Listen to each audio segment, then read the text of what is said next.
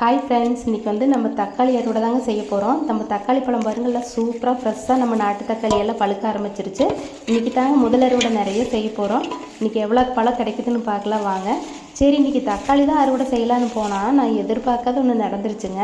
நம்ம தக்காளி செடிக்குள்ளே மஞ்சக்காட்டு ஓரம் தக்காளி செடி நட்டுருக்குறோம். தக்காளி செடிக்குள்ளே பார்த்தீங்கன்னா என்னடா வெள்ளையாக உள்ளே இருக்குதுன்னு பார்த்தா அதிசயமாக நம்ம காளான் முளைச்சிருச்சுங்க.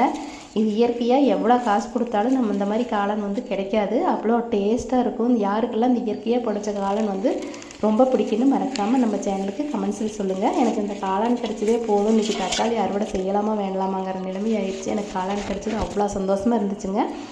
இந்த மாதிரி நேச்சுரலாக காளான் கிடைக்கும்போது நம்ம என்ன தான் கடையில் எவ்வளோ காசு கொடுத்து வாங்கினாலும் அது அவ்வளோ டேஸ்ட் இருக்கிறது இல்லை.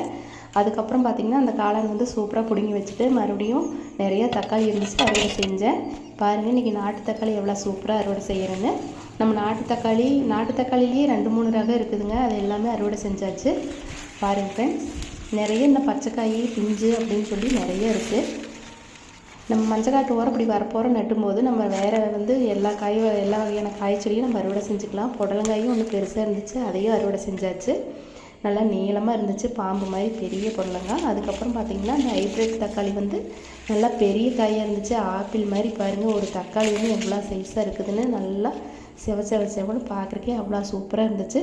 எனக்கு இந்த அறுவடை ரொம்ப பிடிச்சிருந்துங்க. உங்களுக்கும் பிடிச்சா மறக்காமல் லைக் பண்ணுங்கள், ஷேர் பண்ணுங்கள். மறக்காமல் நம்ம சேனலை சப்ஸ்கிரைப் பண்ணிக்கோங்க. பின்னாடி வீட்டுக்கு நம்ம காளானோட மண்ணெல்லாம் கழுவி இன்றைக்கி காளான்